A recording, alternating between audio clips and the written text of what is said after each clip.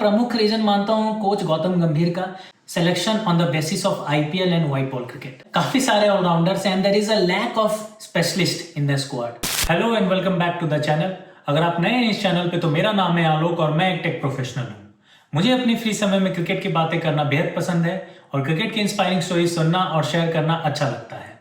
आज की वीडियो में हम 5 कारणों पे बात करने वाले हैं जिस वजह से इंडिया ये टेस्ट सीरीज हारी है साउथ अफ्रीका के खिलाफ और पिछले 1 साल में 2 बार व्हाइट वॉश हुई है भारतीय कंडीशंस में। चलिए फिर शुरू करते हैं। इंडिया सिर्फ 3 टेस्ट सीरीज हारी थी 24 सालों में। 2000 से 2024 के बीच just 3 test series defeats at home. पिछले 1 साल में 2 टेस्ट सीरीज हार चुकी है इंडिया घर पर, that to white washes.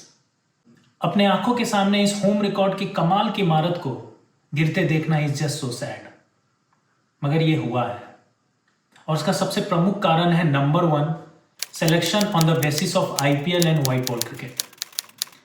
Well दोस्तों, हमारे क्रिकेटर्स जो हैं जो टेस्ट टीम में आ रहे हैं वो सारे मोस्टली जो हैं आप उनको जानते हैं through IPL, but there are so many cricketers in Ranji trophy, those are performing well, बहुत अच्छा परफॉर्म कर रहे हैं मगर उनको अपॉर्चुनिटीज नहीं मिल रही है और आप उनको नहीं जानते हैं क्योंकि वो आईपीएल नहीं खेलते हैं।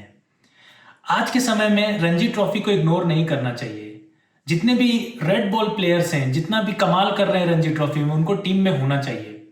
मैं कई सारे नाम आपको जुड़ा सकता हूं, जैसे नंबर 1 इज यश राठौड़, विदर्भा के लिए खेलते हैं। पिछले साल विदर्भा जो थी वो रणजी ट्रॉफी चैंपियन थी और उसमें बहुत अहम भूमिका निभाई थी। नंबर 4 पे खेलते हैं यश राठौड़। अभी ईरानी ट्रॉफी में भी उन्होंने जो है कमाल का शतक जड़ा और फिर ईरानी ट्रॉफी जिताई। So number 1 is Yash Rathod. Number 2 Shubham Sharma again number 3 के प्लेयर हैं और वो जो हैं एमपी के लिए खेलते हैं। बहुत अच्छे रेड बॉल प्लेयर हैं, अच्छी सॉलिड डिफेंस है, बट उन्हें भी अपॉर्चुनिटी नहीं मिल रही है। रवि कुमार समारन कर्नाटका के लिए खेलते हैं। अभी जस्ट रणजी ट्रॉफी में उन्होंने दोहरा शतक जड़ा है और पिछले 2-4-5 सालों से वो बहुत अच्छा कमाल का प्रदर्शन करते आ रहे हैं रणजी ट्रॉफी में, लेकिन उनका भी नंबर नहीं आ रहा है। वी डोंट नो हिम, हम लोग कोई नहीं जानते हैं। बॉलर्स में अगर आप बात करें तो शम्स मुलानी मुंबई के लिए खेलते हैं, इंडिया ए टीम के साथ कई साल रहे हैं और उनकी जो बॉलिंग है और जो बैटिंग है बहुत कमाल की है। टॉप 3 विकेट टेकर लिस्ट में हर साल रहते हैं रणजी ट्रॉफी में और टॉप 3 ऑलराउंडर्स के भी लिस्ट में हर साल रहते हैं, लेकिन उनको भी कोई नहीं जानता है क्योंकि वो भी आईपीएल नहीं खेलते हैं। बीसीसीआई को ध्यान देना चाहिए कि selection should be on the basis of Ranji trophy. Red ball cricket के बेसिस पे सिलेक्शन होना चाहिए और ना कि व्हाइट बॉल क्रिकेट पे। इसी के साथ चलते हैं हम अपने दूसरे पॉइंट पे।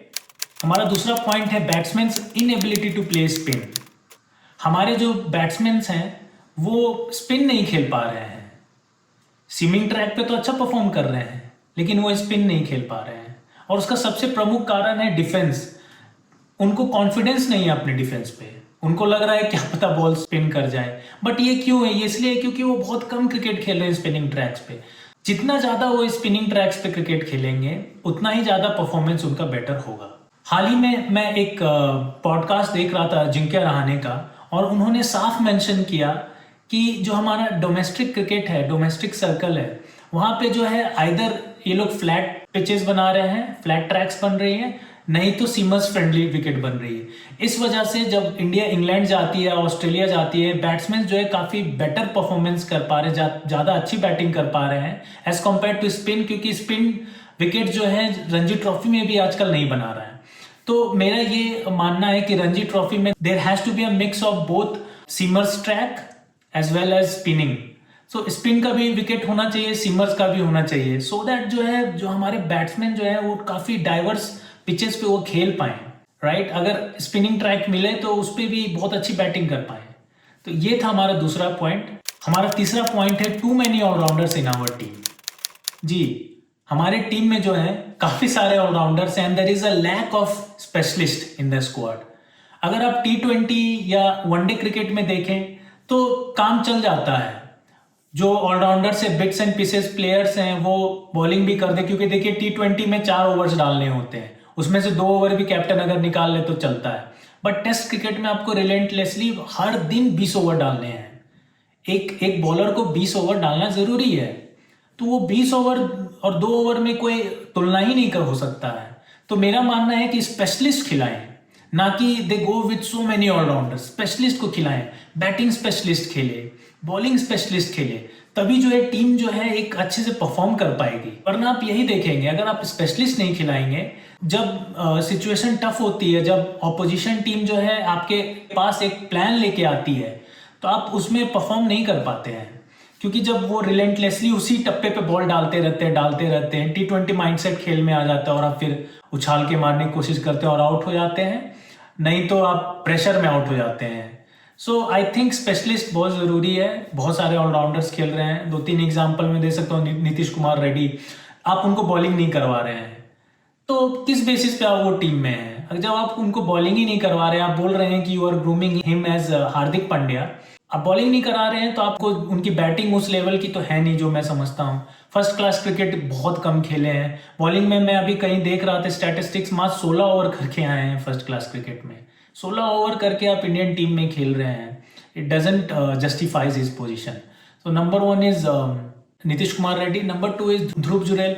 अगेन थोड़ा हार्श हो जाएगा, बट ध्रुव जुरैल भी मैं समझता हूँ कि is a keeper batsman, right. तो मेरे हिसाब से एक प्रॉपर बैट्समैन को आप रखिए टीम में, जिनका काम है सिर्फ बैटिंग करना। जितना भी मैंने नाम दिया, यश राठौड़, शुभम शर्मा, रवि कुमार समरन, इन लोग में से आप किसी को भी ला सकते हैं टीम में। They are really good red ball players.